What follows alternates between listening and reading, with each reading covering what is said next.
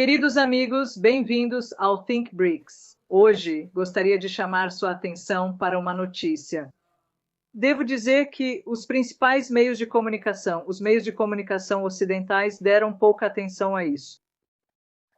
A notícia é a seguinte: a agência antiterrorista da Índia prendeu 6 ucranianos e um americano por supostamente treinarem milícias étnicas de Mianmar em guerra com drones, expondo uma rede obscura que se estende por zonas de conflito. Eles são acusados de entrar no estado fronteiriço restrito de Mizoram sem permissão e depois cruzar para o país vizinho, Mianmar, com a intenção de treinar milícias étnicas anti-junta em guerra com drones, incluindo a operação, montagem, bloqueio e manuseio desse sistema de armas. Na minha opinião, isso é importante. E hoje eu convido nosso colaborador, Lorenzo Maria Passini, que é professor e por um longo período trabalhou com a administração de Mianmar em nível governamental como conselheiro. Lorenzo Maria, seja bem-vindo ao Think BRICS. Muito obrigado. Neste, é um grande prazer estar aqui. Tenho certeza de que você leu essa notícia e, na sua opinião, isso é importante? Bem, o que está acontecendo agora é uma situação muito curiosa. Deixe-me dar um pouco de contexto para o que está acontecendo, porque é muito interessante. E isso é como abrir um novo horizonte de possíveis questões para as regiões do mundo.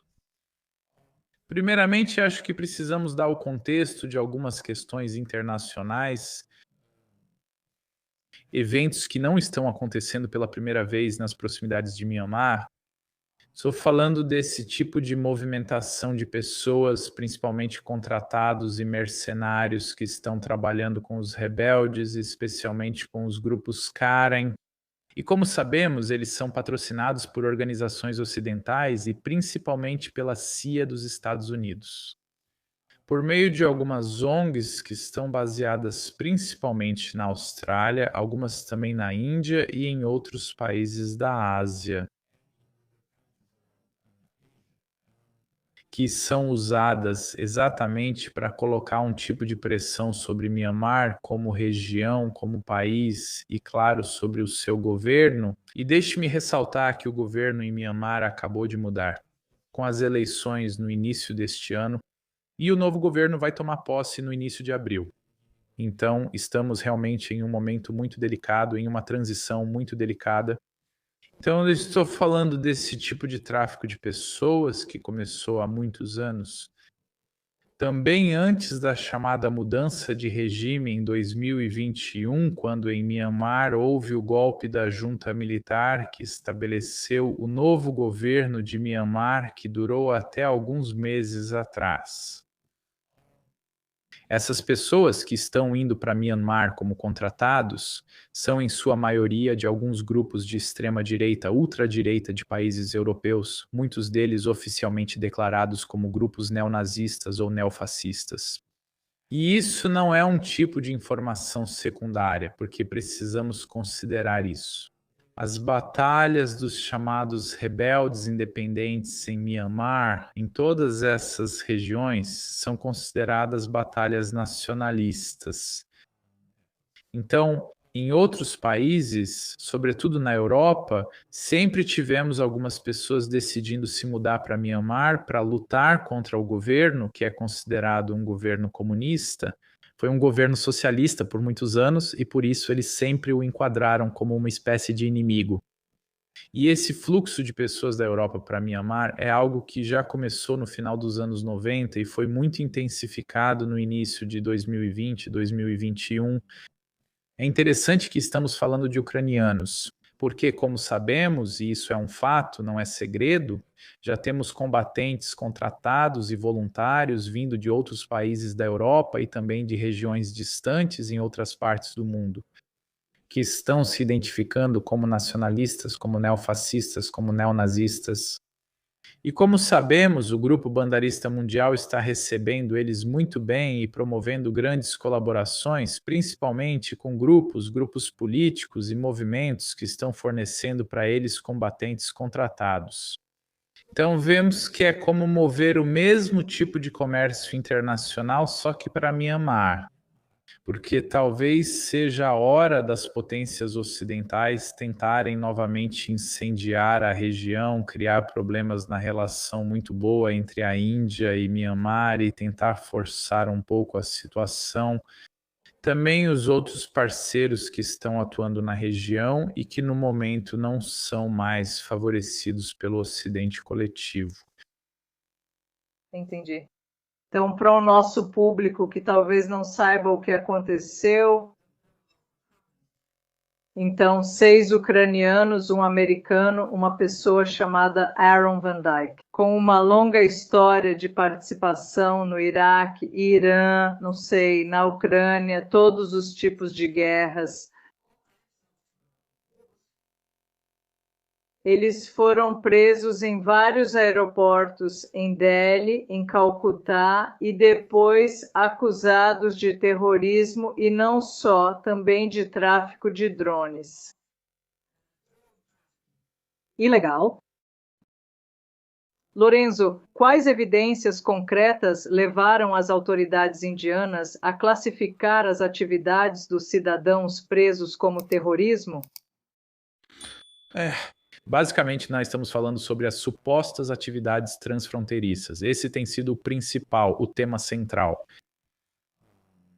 apontado pelas autoridades indianas que alegaram que o grupo cruzou ilegalmente a fronteira com Myanmar para colaborar com algumas milícias armadas étnicas, e fornecendo, claro, treinamento no uso de drones. E deixe-me dizer que os drones são o problema, o que realmente não se aplica a Myanmar, porque eles não estão usando drones. Eles não têm esse tipo de suprimento militar, então é certo que outra pessoa está fornecendo esse tipo de armamento militar para eles. Então é um contexto regional muito frágil, sabe? E essa aquisição tem um peso significativo, deixe-me dizer, porque os drones agora são uma ferramenta crucial em todo tipo de guerra moderna, na guerra assimétrica. Vemos isso em outros conflitos ocorrendo em diferentes regiões do mundo. Então, a transferência de conhecimento tecnológico nessa área pode ser interpretada como um multiplicador das capacidades militares para grupos não estatais.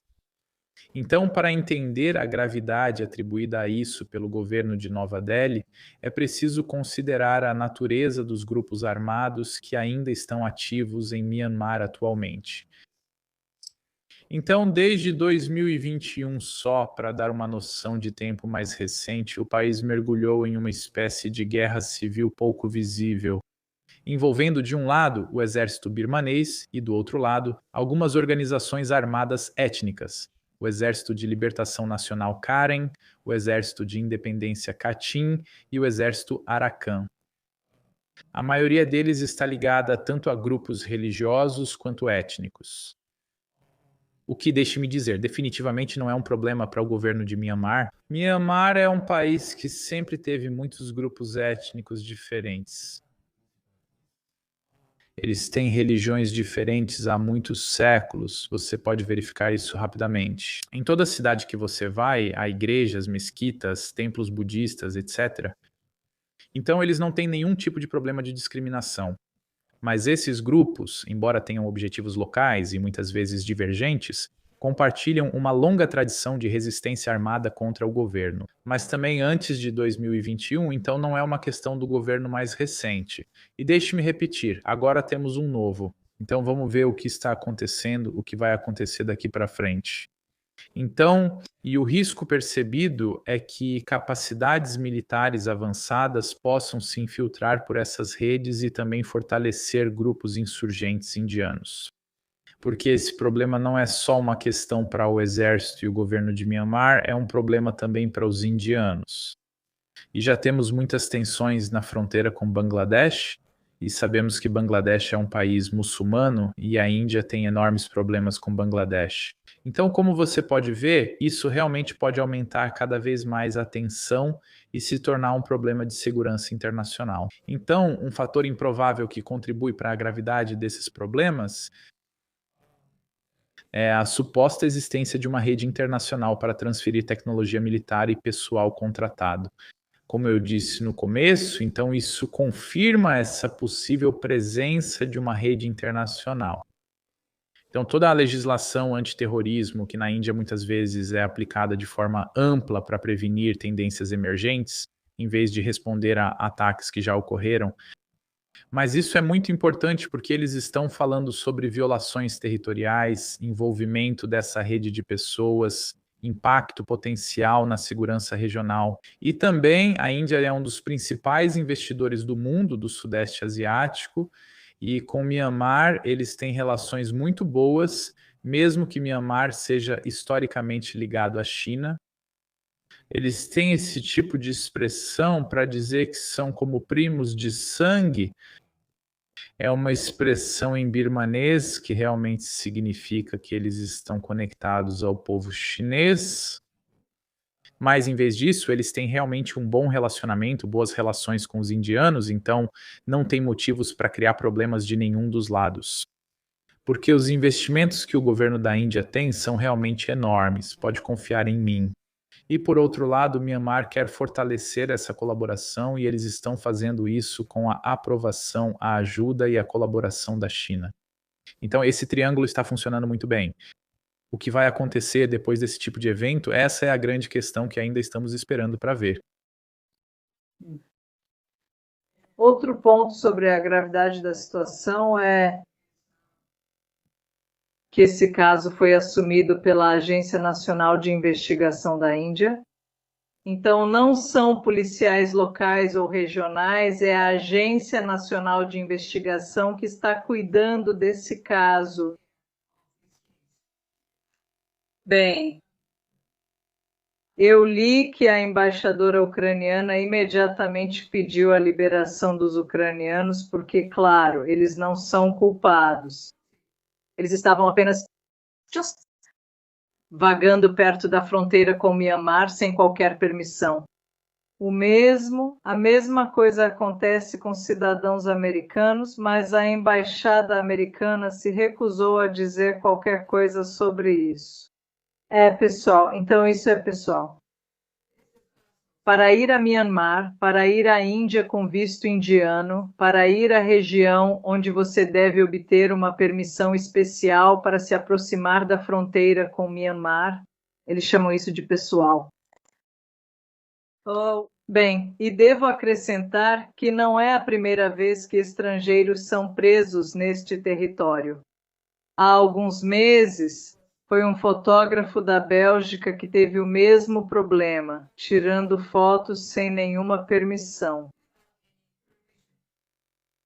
Bem, na verdade, para ser sincera, eu não me lembro do destino dele. Acho que ele foi acusado e depois liberado. Mas aqueles Sikhs, mais um, ficaram detidos por 11 dias e no dia 27 de março, então hoje é dia 28. Então ontem eles tiveram que... O tribunal indiano teve que decidir o que fazer. E há silêncio. Ninguém sabe o que aconteceu com aquele povo. Mas você mencionou a China também, todo aquele triângulo entre Índia, China e Myanmar está funcionando bem, você disse. Como o conflito, se houver, em Myanmar influenciou o envolvimento de estrangeiros em operações de treinamento militar na região? Primeiro de tudo, temos que considerar a geografia do país. O território é muito mais complicado no norte e no noroeste. O noroeste faz fronteira com Bangladesh e a Índia. Sempre foi uma zona muito fragmentada, com muitos problemas no passado devido à presença de diferentes grupos. Muitos deles eram nômades ao longo dos anos, ao longo dos séculos, então as pessoas se moviam muito. E quando eles passaram a se estabelecer de forma mais permanente, começaram a ter grandes problemas ligados às migrações religiosas. Como sabemos, Índia e Myanmar compartilham uma pequena parte de sua religião, que é o budismo, por um lado, e também o hinduísmo. E Myanmar é famoso por seus belíssimos e importantes mosteiros dos budistas Theravada. Então, por esse ponto de vista, sempre fomos amigos e existe essa continuidade. A presença de Bangladesh entre os dois e do outro lado também a presença de cristãos causou alguns problemas ao longo da história, mas de ambos os lados eles sempre encontraram uma maneira de viver juntos. Deixe-me dizer que a Índia, por muitos séculos, foi multicultural e multirreligiosa, e eles nunca tiveram problemas para integrar as pessoas. Claro, conhecemos a Índia, país com 2 bilhões de pessoas. É um país onde, na verdade, não sabemos exatamente, como muitos países na Ásia, quais são as fronteiras. Então, sempre é uma questão de lei para definir o que é meu e o que é seu. Por isso, essa fragmentação é muito importante. Segunda parte, temos diferentes atores. Eu disse, os Karens, os Kachin, todos esses tipos de grupos estão perseguindo objetivos diferentes, eles são financiados por diferentes organizações. Eles ainda têm uma espécie de vida paralela e estão causando muitos problemas. Também nas fronteiras com a China, por exemplo, está mobilizando muitas forças especiais antiterroristas para limpar as fronteiras. Também porque eles têm um comércio internacional muito importante com a região de Yunnan, que fica ao sul da China, na fronteira com Myanmar, e lá no passado eles tiveram muitos problemas. Mas os chineses estão realmente trabalhando bem na fronteira e estão garantindo uma comunicação segura com Myanmar. É praticamente a mesma coisa com a Índia. Mesmo que, como mencionamos no início desta entrevista, estejamos falando sobre a Agência Nacional de Antiterrorismo, que está ligada à inteligência da Índia. Isso significa que eles se opõem e analisam esses problemas de forma muito cuidadosa. E nós temos uma convergência que, deixe-me dizer, é muito complicada, porque esses grupos rebeldes armados, eles são muito, muito bons, armados pelo Ocidente. Eles têm dinheiro, têm conexão com a internet, têm comunicações e contatos sociais com organizações ocidentais. Eles não estão isolados, não são pobres de forma alguma, e o que eles fazem dia após dia é organizar pequenos ataques terroristas em diferentes regiões. Então, nesse contexto muito complicado, a contribuição de estrangeiros pode assumir várias formas no campo ideológico. Temos voluntários que são motivados. Eu, pessoalmente, conheci na minha vida alguns chamados voluntários que, na verdade, eram combatentes contratados que iam lutar em Myanmar, ex-militares ou contratados e especialistas técnicos. Então, o caso dos ucranianos e dos americanos realmente alimenta essa dinâmica, certo? E muitos cidadãos ucranianos adquiriram experiência direta no uso de drones em zonas de guerra de alta intensidade. Então, é realmente possível que eles tenham estabelecido em Myanmar, nessas regiões, uma espécie de campo de treinamento onde podem realmente adquirir experiência prática no campo. Em um tipo de campo de batalha que ainda está ativo, que é um campo de batalha real, de grande escala, e onde eles podem trabalhar para treinar seus especialistas. Mas também, por outro lado, deixe-me dizer, esse tipo de alinhamento ideológico realmente significa muito, porque é outro laço que podemos ver com a organização ocidental, com os líderes da União Europeia, com os Estados Unidos da América. Eles têm as mesmas métricas, vêm das mesmas origens, estão espalhando a mesma ideologia, tentando criar problemas, tentando desestabilizar, tentando ah, realmente se tornar um problema, num problema constante para esses povos e governos. Então, o conflito atua como um catalisador e oferece um cenário de combate. Quando eles realmente podem adquirir experiência, quando podem se mobilizar, quando podem agir, e então talvez eles possam voltar para a Ucrânia em outros cenários. E lá eles podem lutar com as habilidades que aprenderam. Por outro lado, também vemos que esse tráfico, como eu disse no começo, ele ainda está presente. Eu não ficaria surpreso se ouvíssemos nos próximos meses, logo após a posse do novo governo, logo após o início dessa nova fase para Myanmar, que também significa uma nova fase para os países da ASEAN, para todo o Sudeste Asiático, para esse triângulo com a Índia e a China. Mas ouviríamos algumas notícias sobre outros contratados europeus indo para lá, e isso realmente significa que os países europeus e ocidentais ainda continuam a fazer algumas operações especiais em todas as regiões do mundo para perseguir os interesses dos Estados Unidos, de Londres, dos principais líderes ocidentais. Com o objetivo de desestabilizar a situação em todos os lugares. Sobre os ucranianos, na verdade, houve uma informação divulgada pela mídia local na Índia e em Myanmar de que estrangeiros, quero dizer, ucranianos e americanos, foram presos graças à inteligência russa que passou a informação para seus colegas na Índia. Claro, ninguém confirmou essa informação oficialmente. E o embaixador da Ucrânia na Índia disse que não há motivo para deter seus compatriotas ucranianos, que eles deveriam ser liberados imediatamente. Não há motivo. É verdade? Bem, deixe-me dizer que, porque o embaixador disse isso, não há evidências suficientes. Não há evidências suficientes. Esse tipo de evento às vezes acontece. Mas eu realmente gostaria de focar em alguns pontos que, na minha opinião, são evidentes o suficiente para nos dar uma resposta. Primeiramente, temos soldados ucranianos. Pelo que sabemos, todos os soldados ucranianos deveriam estar engajados na guerra contra a Rússia, neste momento. Eles têm um recrutamento obrigatório, têm esse serviço militar obrigatório, e agora também estão recrutando mulheres porque já não há mais homens. Então, é muito cortês enviar alguém para o exterior justamente nesse tipo de região do mundo. Quero dizer, eles poderiam treinar seus soldados no resto da Europa. Eles são vizinhos, têm muito espaço, são bem recebidos em todos os lugares. Nós temos outros oficiais na Europa que também estão treinando ucranianos desde antes de 2014. Então, isso é meio que um segredo de fachada, ok? Todo mundo sabe. Então, se você está enviando alguém para lá, mesmo que não seja oficialmente, e mesmo que isso esteja se tornando um problema para o governo e as autoridades ucranianas, é isso.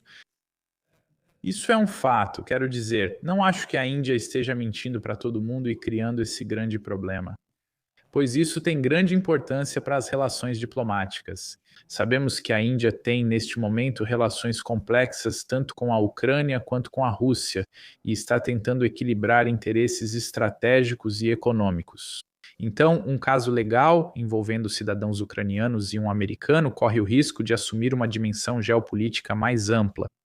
Também sobre esse americano, sabemos o que os americanos estão fazendo em Myanmar. Gostaria de lembrar que um dos filmes mais recentes do Rambo, com Sylvester Stallone, o número 4, se não me engano, era exatamente o Rambo, indo lutar com os rebeldes Karen contra o Exército Nacional de Myanmar. Então, esse é o tipo de guerra informativa que eles vêm usando há muitos, muitos anos. Isso não é novidade. Então, do ponto de vista da Índia, né, a questão central não é tanto a nacionalidade dos detidos, mas sim a natureza de suas atividades. E desse ponto de vista, eu realmente acho que as autoridades indianas estão fazendo um bom trabalho e eles não querem ter problemas com Myanmar. Só por esse tipo de atividade vinda de outros países do Ocidente, isso não pode ser justificado e eles estão aplicando a lei antiterrorismo, e isso, claro, pode ser justificado como uma medida preventiva. Então, a posição de Kiev, como eles chamam, é a libertação imediata de seus cidadãos. Sim, claro, mas a questão é que eles foram capturados, não importa se com o uso de informações de inteligência da Rússia. As agências de inteligência de todos os países mantêm contato contínuo e trocam informações, mesmo sendo inimigas. Então, isso é completamente normal, também porque Myanmar tem boas relações e boas relações militares com a Rússia e principalmente com Belarus, então é perfeitamente normal se eles têm isso do outro lado, nós também sabemos que isso é totalmente normal. Se a Rússia monitora as atividades dos ucranianos no exterior, assim como os ucranianos fazem com os russos, é porque estão em guerra. Então, esse é um aspecto que é comum e totalmente normal. Então, eu acho que qualquer solicitação, tanto da Ucrânia quanto dos Estados Unidos, deve ser encerrada se eles realmente quiserem manter boas relações. Apenas confirmando e deixando o governo da Índia fazer seu trabalho e as autoridades deles fazerem seu trabalho seria muito diferente. Se, e veremos com as próximas informações, se teremos alguma atualização, porque, como você disse, ainda não sabemos de nada. Ontem foi a prazo final para a solução. Se eles foram enviados por seus governos, se estavam lá em alguma missão oficial, isso seria um grande problema. Porque isso poderia significar que eles coordenaram, patrocinaram e controlaram uma operação em território estrangeiro, o que é totalmente proibido e ilegal. Então vamos ver o que vai acontecer depois, se não ouvirmos nada e não tivermos nenhuma atualização. Eu acho que esse problema talvez seja a hipótese mais provável, mas vamos ver. Nova Delhi está ciente da implicação internacional do caso e busca administrá-lo sem comprometer seus interesses regionais e globais. Sobre o outro, você disse: talvez no futuro a gente ouça, veremos outras nações em Myanmar, na Índia, e as notícias que encontrei agora mesmo. A polícia local também prendeu mais 2 turistas americanos no sábado por voarem drones perto do quartel-general da Guarda Costeira, na cidade de Kochi, no sul, onde a Índia está abrigando marinheiros de um navio iraniano que participou de exercícios militares em fevereiro. Outro navio iraniano recebido pela Índia foi torpedeado pelos Estados Unidos no início da guerra, causando constrangimento a Nova Delhi e matando dezenas de marinheiros iranianos. Então, há alguns movimentos. Ouvimos falar de mais americanos. Tudo bem, eles não estavam lá só de férias, isso é claro. Eu só quero dizer aos telespectadores: se você é turista ou pretende viajar como turista em breve e está planejando ir para a Índia, em algum lugar na fronteira com Myanmar, por favor, não voe drones por lá, não tire fotos. E não tire fotos. Bem, este caso marca uma mudança na forma como a Índia lida com ameaças relacionadas ao uso de drones e redes internacionais. Então, o caso parece indicar uma evolução significativa na abordagem da Índia em relação às ameaças emergentes, em particular aquelas relacionadas ao uso desse tipo de tecnologia de uso duplo, como drones. E, na verdade, isso é algo que aconteceu de forma muito semelhante com a Ucrânia e também com a Rússia. Você não pode usar um drone na Rússia agora, desde o início da operação militar especial, é quase igual, mas não dá para fazer isso em Washington, D.C. Voar com um drone perto da Casa Branca é uma questão de segurança. Então, a Índia reconheceu progressivamente que os desafios de segurança não vêm mais apenas de atores estatais ou de grupos insurgentes tradicionais, mas também de uma espécie de redes transnacionais fluidas e transitórias que estão operando para desestabilizar, causar problemas, tentar atacar. Além disso, a Índia não é exatamente alheia aos problemas do mundo. Eles têm seus problemas internos, já tiveram alguns ataques terroristas, já passaram por muitos desses problemas. Então, drones representam, como sabemos, uma das ferramentas mais emblemáticas dessa transformação, de como os novos sistemas mundiais, a nova forma de guerra, estão se desenvolvendo. E a experiência dos conflitos recentes, especialmente o da Ucrânia, demonstrou como até mesmo pequenos grupos podem obter uma vantagem tática significativa graças a essa tecnologia. Então, para a Índia, esse risco é duplo. Por um lado, existe a possibilidade de que grupos insurgentes domésticos possam adquirir essas capacidades e, por outro, o país pode se tornar um canal para a transferência de tecnologia para outras zonas de conflito, como o Myanmar. Então, a prisão recente sugere que as autoridades estão buscando abordar ambas as dimensões, adotando uma abordagem mais proativa. E essa mudança também faz sentido para as relações com Myanmar, que são particularmente sensíveis nessa região. Então, sim, o fato de haver uma longa fronteira com o país gera interesse em manter um certo grau de estabilidade na região para ambos os lados, tanto por razões de segurança quanto por projetos de infraestrutura e comerciais. E há um novo corredor que a Índia está desenvolvendo com Myanmar e que também será muito lucrativo para a China. Então, eles precisam garantir uma travessia pacífica na fronteira e, ao mesmo tempo, deve lidar com as implicações humanitárias do conflito, como o fluxo de refugiados e a pressão das comunidades locais, que são reais. Tomar medidas contra atividades envolvendo um grupo armado birmanês pode, portanto, ser visto como uma forma de sinalizar ao novo governo sua disposição de cooperar em questões de segurança. A junta militar, o governo anterior, já teve a oportunidade de mostrar ao mundo como eles estavam cuidando dos problemas humanitários. Eles transformaram o país, que está se tornando uma verdadeira superpotência, não só na região, mas em toda a Ásia Oriental. E isso significa que a Índia tem apenas boas perspectivas em fortalecer boas relações com Myanmar. Então, Índia, só para concluir, acho que isso não é apenas um incidente isolado, mas um sinal de adaptação a um contexto em que tecnologia, conflito e essa mobilidade global estão se entrelaçando de maneiras cada vez mais complexas. E a Índia está mostrando, por outro lado, não só que eles estão, claro, aplicando sua lei nacional antiterrorismo, etc., mas eles estão dizendo a todos os países ocidentais que eles não podem mais passar e usar seu território, seu povo, seus recursos para continuar com seus planos de conquistar o mundo inteiro. E, por outro lado, tenho quase certeza de que, se esse tipo de caso continuar, Myanmar estará pronto para responder. Agora tivemos esse período de espera pelas novas eleições, mas vamos imaginar o que poderia acontecer em outro momento. Isso poderia se tornar um grande problema internacional, onde eles estariam justificados a agir de forma severa. Então, eu realmente acho que se os Estados Unidos, a Ucrânia e todos os outros chihuahuas da Europa estão prontos para fazer seus negócios naquela região, esta é uma mensagem clara, que é hora de parar enquanto as soluções e as respostas ainda estão equilibradas e não mais agressivas do que o esperado.